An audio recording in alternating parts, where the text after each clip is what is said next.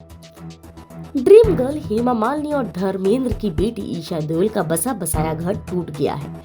जी हाँ, ईशा और भरत तख्तानी का तलाक हो गया है। हालांकि ये खबर बीते महीने यानी जनवरी से आ रही थी कि दोनों का तलाक होने वाला है, लेकिन अब इस बात पर मोहर लग चुकी है। दोनों का तलाक हो गया। इस बात को खुद भरत ने कंफर्म किया। आप भी जान ले कि ईशा और भरत के तलाक की वजह भरत का अफेयर है या कुछ और। ईशा देओल और भरत को लेकर जनवरी 2024 से खबरें आ रही थी कि दोनों का तलाक हो गया है। हालांकि इस बात पर बीते दिन यानी 6 फरवरी तक ईशा और भरत का कोई रिएक्शन नहीं आया। ना ही मां हेमा मालिनी और पिता धर्मेंद्र ने कुछ कहा, लेकिन लोग इनकी चुप्पी समझ तो गए थे कि कुछ तो गड़बड़ है। अब बीते दिन भरत ने सामने आकर खुद इस बात को कंफर्म कर दिया है कि दोनों का तलाक हो गया है। एक इंटरव्यू में भरत ने कहा, हमने आपसी सहमति से अलग होने का फैसला लिया है। हमारी जिंदगी में आए इस बदलाव के बाद हम दोनों की पहली प्राथमिकता दोनों बच्चों की परवरिश रहेगी। हम इस बात की सराहना करेंगे कि हमारी प्राइवेसी का सम्मान किया जाए। दरअसल ईशा देओल और भरत के तलाक के बाद सभी ये जानना चाहते थे कि वो दोनों अलग आखिर क्यों हुए। आपको बता दें, ईशा की बुक अमम मियां साल 2020 में छपी थी।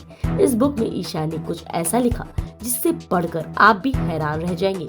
उनकी बातों से लग रहा है कि कहीं यही वजह दोनों को अलग करने की नहीं है। ईशा देओल ने अपनी बुक में लिखा था कि जब उनकी दूसरी बेटी मेरी आया का जन्म हुआ तो भरत बहुत चिड़चिड़े हो गए। उन्होंने आगे कहा कि भरत को लगा कि मैं उन पर ध्यान नहीं दे रही हूँ।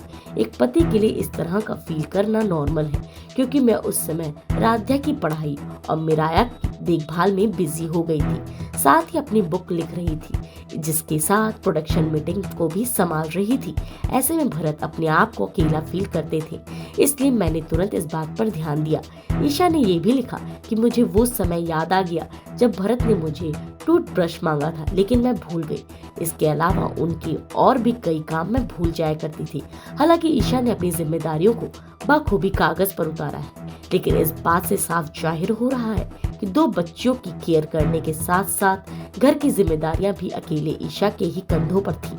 आमतौर पर जब घर में 2 छोटे बच्चे हों तो पति पत्नी दोनों का फर्ज होता है कि उनकी देखरेख करें, लेकिन ईशा ने इस काम को अकेले ही किया। इस बात से आप अंदाजा लगा सकते हैं कि वे किस दर्द से गुजरी होंगी।